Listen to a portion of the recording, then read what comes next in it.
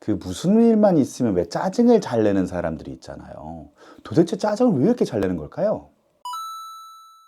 안녕하세요, 유현철입니다. 내가 무엇인가를 통해서 느낀 부정적인 감정으로 만들어진 스트레스를 관리하기 어려워하는 경향, 다루기 어려워하는 경향을 신경증적 경향성이라고 합니다.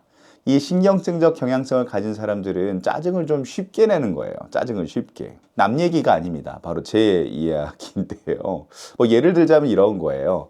지난 여름에 제가 주말에 일이 있어서 정장을 탁 챙겨 입었습니다. 정장을 챙기고 머리를 이렇게 딱 만지고 그리고 넥타이를 딱 이렇게 매고 그렇게 한 다음에 더운 여름날이니까 최대한 빨리 지하철 어떤 루트로 가서 시원하게 땀 흘리지 않고 그렇게 가고 싶다라는 계획을 머릿속에 세우고 있었어요. 그렇게 이제 준비를 다 하고 슬슬 나갈까 하고 이렇게 폼을 딱 잡고 있는데 아내가 저한테 넌지시 제안을 하더라고요. 오빠, 애들 데리고 나가야 되니까 내가 지하철까지 태워다 줄게. 아내가 이 더운 여름날에 정장 딱 입고 고생할 저를 배려하는 마음으로 저한테 제안을 딱 준 거예요.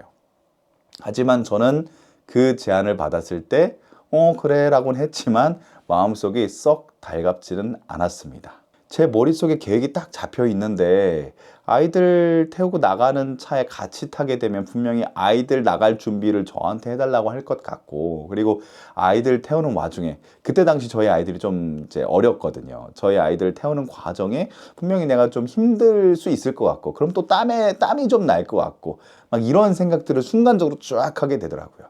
그래서 제 마음속에 부정적인 감정이 살짝 올라왔습니다. 하지만 아내가 저한테 호의를 베풀었는데 제가 안 돼. 아니야. 내가 알아서 갈게. 매몰차게 이렇게 하긴 좀 그렇잖아요. 그래도 아내가 저한테 배려를 해 줬는데. 그래서 알았어 라고 얘기를 한 겁니다. 아니나 다를까 아내가 저한테 이렇게 얘기를 하더라고요. 그럼 애들 나가게 외출 준비 좀 해줘. 일단 그 이야기가 제 귀 속에 들어왔을 때 1차적으로 마음속에서 짜증이 살짝 올라왔습니다. 전 이미 외출 준비를 끝냈어요. 불편한 정장을 입고 그 여름에 넥타이까지 딱 졸라매고 머리 만지고 막 그런 상태였단 말입니다. 심지어 저는 땀이 잘 나는 체질이에요. 아이들 준비하다가 분명히 좀 아이들한테 짜증도 부릴 것 같고 그렇게 할 것 같단 말이죠. 그런 생각을 하자마자 땀이 좀 또 나기 시작했어요. 어쨌든 아내가 외출 준비를 좀 해달라고 하니까 저는 알았어 라고 얘기하고 저희 쌍둥이 딸들을 또 챙겨서 옷 입히고 나가자 하면서 어르고 달래고 그렇게 외출 준비를 했습니다. 아이들과 함께 아내와 함께 바깥으로 나가서 차로 향했죠. 차로 향해서 아이들을 태울 때 한 번 더 마음속에서 또 짜증이 올라왔습니다. 저희 아이들 쌍둥이다 보니까 뒷좌석에 카시트가 2개예요. 거기에 아이들 일일이 태울 때 그게 또 쉬운 일이 아닙니다. 아이들 또 막 제대로 협조를 안 해주면 저 옷도 불편한데 또 땀 이렇게 흘린단 말이에요. 어쨌든 이렇게 아이들을 태우고 드디어 이제 차에 딱 타려고 하는데 그때 생각이 번뜩 들더라고요. 제가 자켓을 딱 입고 있었는데 이 자켓을 입은 채로 조수석에 타게 되면 옷이 좀 구겨질 것 같아서 신경이 좀 쓰이더라고요. 저 그 정장 자켓 같은 거 이제 옷 구겨지는 거 제가 잘 못 견디거든요. 그렇다고 뒤에다가 목걸이로 해서 걸까 생각을 하니 뒤에 애들이 또 타고 있잖아요. 제가 그래서 가족 외출을 할 땐 정장을 잘 입지 않거든요. 이 두 가지 생각이 딱 들자마자 이제 저의 짜증은 한계치까지 딱 올라와서 아내한테 퉁명스럽게 내뱉어 버렸습니다. 나 그냥 갈게. 나 그냥 갈게. 그냥 문 딱 닫고 나와버렸어요. 차 바깥으로. 그 차창에 비친 아내의 표정이 점점점 썩어 들어가더라고요. 저 인간 왜 저러지? 왜 또 저 르라리야? 약간 이런 표정을 딱 저에게 쏘고 있더라고요. 근데 저도 이미 짜증이 날 만큼 난 상태라서 그 붙어 있으면 싸울 것 같아가지고 그냥 이렇게 나와버렸죠.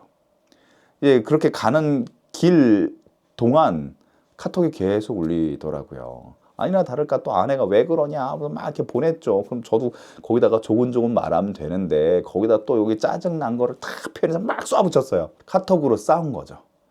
저는 그때 이미 등이 땀으로 흥건히 젖었습니다. 어찌됐건 저는 되게 불편하게 출근을 하기 시작한 거예요. 근데 이제 출근길에 곰곰이 생각을 해봤습니다. 생각을 해봤어요. 아내한테 짜증낸 건 미안하니까.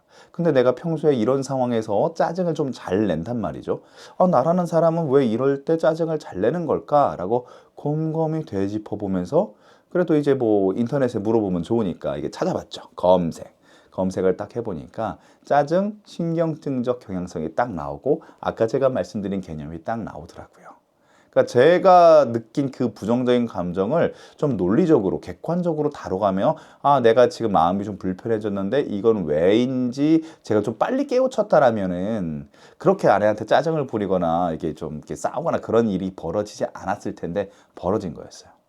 제가 지하철을 타고 가면서 나는 도대체 왜 짜증을 낸 건가 라고 복기를 좀 해봤죠. 나는 애초에 오늘 하루 출근길 더우니까 정장 입고 이러이러한 절차로 이렇게 하겠어라는 계획이 딱 있었는데 그 계획 중간에 아내가 태워주겠다라고 제안을 한 순간부터 저의 그 계획이 조금씩 금이 가기 시작한 거예요. 나 원래 이런 계획이었는데 아내가 같이 외출을 하자네, 같이 태워다 준다네. 그럼 그 과정에서 분명히 이런저런 불편한 점이 생길 거고, 그럼 나는 거기서 또 힘들겠지. 그런 생각들이 떠오르면서 짜증이 이렇게 쓱 이렇게 올라왔던 거죠. 나의 목표로 삼았던 계획이 있는데 그게 다른 요인으로 차질을 받기 시작했어. 짜증난다. 약간 이렇게 된 거였어요.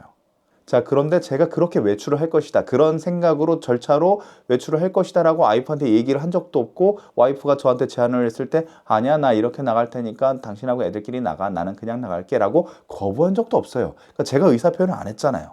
그리고 제 계획에만 집중하고 있었고요. 제가 짜증난 원인은 아내가 저한테 배려해주기 위해서 제안을 해줘서 그래서 짜증난 게 아니라 순전히 제 욕심. 그러니까 제 문제였던 거예요. 그러니까 제 문제로 아내하고 아이들한테 저의 부정적 감정을 표출했던 거죠. 거기까지 생각을 하니까 화가 쑥 내려가면서 미안하다고 해야겠다. 그런 생각 확 들더라고요. 그래서 이제 카톡에다 장문으로 여보 미안해. 내가 아까 짜증내서 미안해. 내가 지하철 타면서 가보면서 생각을 해보니까 이게 짜증이 이러이러한 거래. 근데 이 짜증이 뭐 내향성이든 외향성 상관없이 이제 나오는 건데 나 같은 경우는 그런 신경증적 경향성이 뭐 강하다. 뭐 그래서 그렇대. 어쨌든 그건 다 나 때문이니까 미안하다. 블라블라블라 이렇게 했죠. 그렇게 해서 가정의 평화는 지켜졌습니다. 자, 다시 한번 정리해드리면 신경증적 경향성은 자신의 스트레스를 효과적으로 다루길 어려워하는 경향을 말합니다. 이 스트레스를 효과적으로 관리하기 위해서 좋은 방법이 있어요.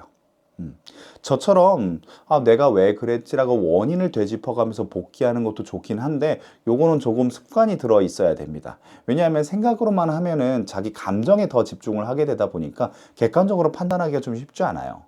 자신의 생각이나 자신의 행동, 자신의 마음을 객관적으로 들여다보기 좋은 방법은 글을 쓰는 겁니다. 내가 그때 왜 그런 거지? 어디에서 기분이 나빴던 거지? 어떤 단어에 화가 났던 거지? 어떤 행동이나 어떤 표정에 내 마음이 움직인 거지? 이렇게 나 스스로한테 질문하고 답을 해보는 방식으로 글을 써보면서 자신을 객관적으로 바라보는 거예요. 바라보는 거. 처음에는 쉽지 않을 수 있습니다. 조금씩 습관을 들여가면서 이것도 연습을 하는 거예요. 그러니까 연습이 필요한 거죠. 저도 어른이 된 다음에 이런 방법들을 좀 깨우치면서 어렸을 때 일기를 쓰라는 걸 왜 쓰라고 했는지 조금은 알 것 같더라고요. 물론 그때 뭐 정말 그런 목적으로 했는지는 모르겠습니다만 일기를 차곡차곡 쓰다 보면 자기 객관화의 힘도 길러질 수 있거든요. 짜증을 좀 덜 낼 수도 있고 신경증적 경향성 약화될 수 있죠. 자, 이렇게 자신에 대해서 객관화를 많이 하다 보면 장점이 있습니다. 자신의 감정이나 자신의 신체를 좀 더 잘 다룰 수 있게 된다든가 자신이 언제 감정적으로 폭발할 수 있는지 그런 시점을 좀 알 수 있다든가 그러니까 나를 좀 더 자세하게 알 수 있는 거죠. 자, 여러분 혹시 짜증이 많아서 다른 사람과 다툼이 많다거나 자신의 가족이나 자신의 배우자와 분쟁이 많거나 갈등이 많다면 한 번쯤 자신을 객관화하면서 시도해 보십시오. 그럼 저처럼 짜증이 올라오다가도 확 이렇게 줄일 수 있게 됩니다. 자, 오늘은 이야기 여기까지입니다. 여러분 안녕.